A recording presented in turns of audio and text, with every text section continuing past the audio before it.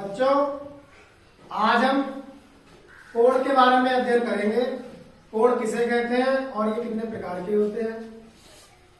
दो रेखाओं के बीच के झुकाव को कोण कहते हैं। इसे चिन्ह से प्रदर्शित करते हैं।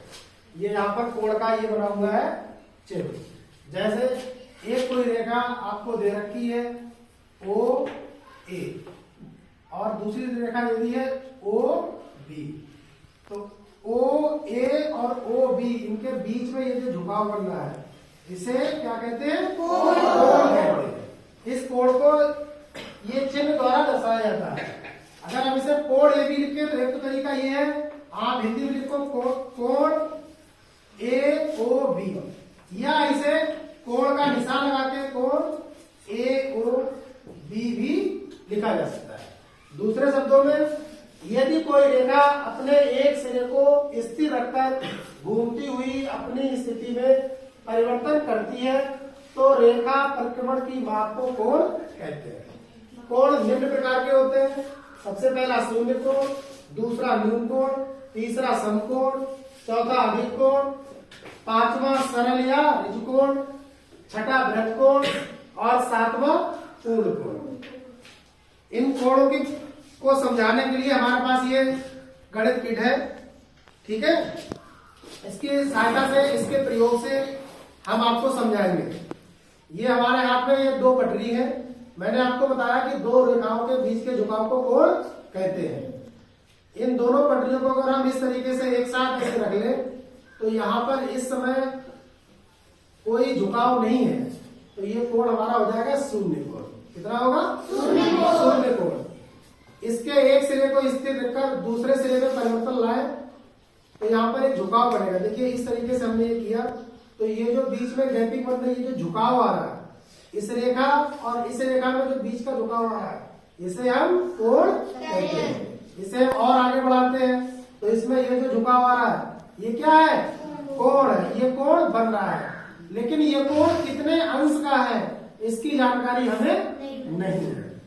इसकी जानकारी के लिए हमें गणित किट में एक ये दिया गया है, इसे कहते हैं पूर्ण चांदा। आपके पास जो ज्योमेट्री बॉक्स है उसमें आपके पास आधा चांदा रहता है, हाफ। इतना चांदा होता है, आपने देखा होगा, लेकिन ये पूरा चांदा है। इसकी सहायता से हम लोग 0 से 360 अंश तक के कोण को आसानी से नाप सकते हैं, ठीक है। इसका प्रयोग कैसे करना है ये हम आपको बता रहे हैं। इसमें ये बीच में होल है, ये पटरी दे रखी है, इसमें भी होल है।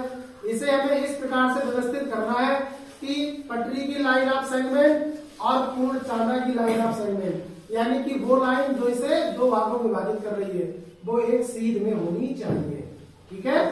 इसे हम फिट करते हैं, पहले आपको दिखाते हैं। ये हमने पूर्ण चांदा लिया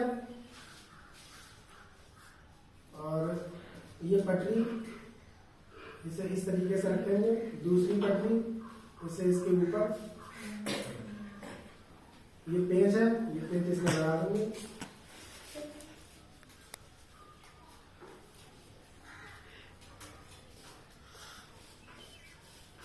ये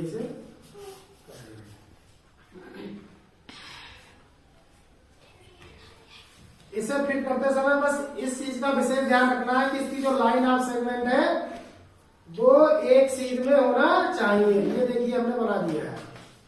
एक हमने ये आपके सामने बनाया है, दो हमने ये आपको समझाने से पहले ही बना लिए। इसका प्रयोग हम आपसे भी करवाएंगे, आपको देंगे और आपसे हम फिर अभी समझाएंगे पहले, फिर आपको बताएंगे इससे आपको क्या करना है।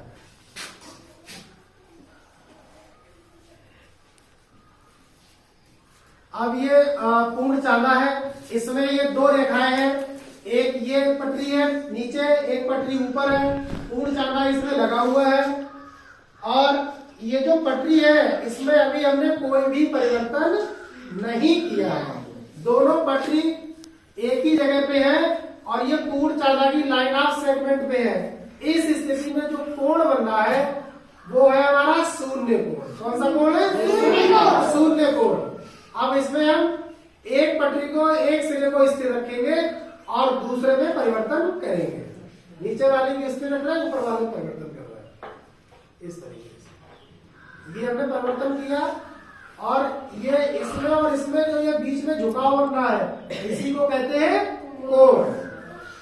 इसे हम क्या करते हैं, इस ऊपर वाली पटरी की जो बीच वाली लाइन है, इसे हम 90 पे लेके आते हैं। कितने पर? 90 पे। तो ये 90 पे ले रहा है। अब ये जो बीच, ये जो कोण बन रहा है, इस पटरी और इस पटरी के बीच में जो कोण बन रहा है, वो हमारा 90 अंश का कोण बन रहा है। कितने का कोण बन रहा है? 90 अंश। और 90 अंश के कोण को समकोण कहते हैं। कितने अंश के कोण को समकोण कहते हैं? 90 अंश। तो ये जो कोण बना है, ये 90 अंश बना है।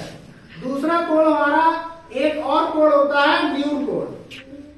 उसकी परिभाषा होती है 0 अंश से अधिक और 90 अंश से कम को न्यून कोण कहते हैं।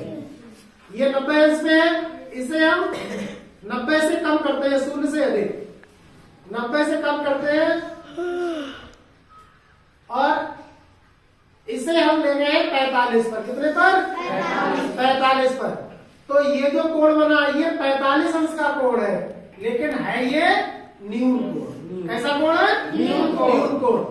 इसे हम और बढ़ाते हैं, अब इसे हम ले गए 60 पे। तो ये जो हमारा कोण बना है, ये 60 अंश का कोण बना है, और है ये हमारा न्यून कोण। ठीक है। अगर इस पैमाने को हम यहीं पे ले आए, बिल्कुल सीध में, अब ये कितने का कोण हो गया? 0। कितना हो गया? 0 अंश। और इस ऊपर वाली पटरी को हम 90 पे ले गए, तो ये कोण कितने का हो गया? 90 अंश। और 90 अंश के कोण क्या कहते हैं? समकोण। इसे हम 60 पर ले गए, तो ये कोण हमारा कितने अंश का हो गया? 60 अंश का। और है ये कोण कौन सा? न्यून कोण। ठीक है। 0 अंश समझ में आ गया? समकोण समझ में आ गया? न्यून कोण समझ में आ गया? इसके बाद हम इस पटरी को पूरा स्ट्रेट कर देंगे, यानी सीधा कर देंगे इस तरीके से। अब ये जो हमारा बना है 0 से 180, ये जो कोण बना, ये 180 अंश का कोण है। कितने का है? 180 अंश का कोण है। 180 अंश के कोण को सरल कोण या ऋजु कोण कहते हैं। ठीक है। और 90 अंश से ज्यादा और 180 अंश से कम के कोण को अधिक कोण कहा जाता है। ठीक है। हम सपोज मान लीजिए हम ये इसे 120 पे ले आए, तो ये जो कोण बना है हमारा, ये है कितना? 120 अंश, लेकिन है ये हमारा अधिक कोण। क्यों? क्योंकि 90 से ज्यादा है और 180 अंश से कम है। अब हम इसे ले जाते हैं 150 पे। तो ये जो हमारा कोण बना है 150 अंश, लेकिन है ये हमारा अधिक कोण।